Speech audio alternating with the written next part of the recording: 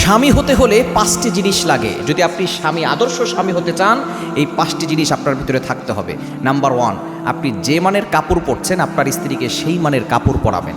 আপনি ভালো স্পেশাল কাপড় পরেন, ভিআইপি কাপড় পরেন, আর আপনার স্ত্রীকে নর্মাল কাপড় কিনে দেন, আপনার দায়িত্ব আদায় হবে না, আপনি আদর্শ স্বামী হতে পারবেন না। দ্বিতীয় নাম্বার হচ্ছে, আপনি যে মানের খাবার খাবেন আপনার স্ত্রীকে সেই মানের খাবার খাওয়াবেন।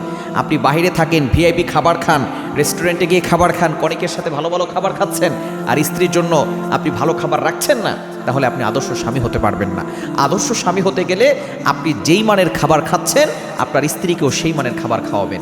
এবং 3 নাম্বার হচ্ছে মোস্ট ইম্পর্টেন্ট, সেটা হচ্ছে আপনি আপনার স্ত্রীকে কটু কথা বলবেন না। তোমার মুখটা ভালো না, তোমার চেহারাটা ভালো না, তোমার ফিগারটা ভালো না, তোমার ঠোঁটগুলো বাঁকা, তোমার চোখগুলো এমন, এই ধরনের কথা যারা বলে তারা আসলে পুরুষ না, তারা হলো কাপুরুষ।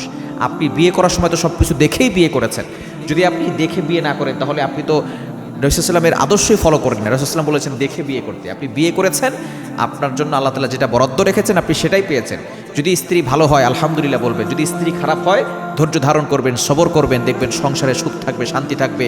কখনো স্ত্রীকে কটু কথা বলবেন না যে তোমার এটা ভালো না, তোমার ওটা ভালো না, তোমার বাবা ভালো না, তোমার মা ভালো না, এই ধরনের কথা বলতে যাবেন না। আপনি যদি স্ত্রী ভালো হয় আলহামদুলিল্লাহ শুকর করবেন, যদি স্ত্রী একটু অন্যরকম হয় আপনি ধৈর্য ধারণ করবেন, দেখবেন ওই সংসারে আল্লাহ তাআলা শান্তি দিবেন। এবং 4 নাম্বার হচ্ছে স্ত্রীর মুখে আঘাত করবেন না, স্ত্রীকে মারধর করবেন না। স্ত্রীকে কাজের বুয়া মনে করে আপনি স্ত্রীকে যে আঘাত করলেন এর প্রতিটি হিসাব আপনাকে আল্লাহর কাছে দিতে হবে। এবং 5 নাম্বার হচ্ছে আপনি আপনার স্ত্রীকে প্রয়োজন ছাড়া বাসা থেকে বের হতে দিবেন না। এই 5টি জিনিস যদি আপনার ভিতরে থাকে তাহলে আপনি আদর্শ স্বামী হতে পারবেন।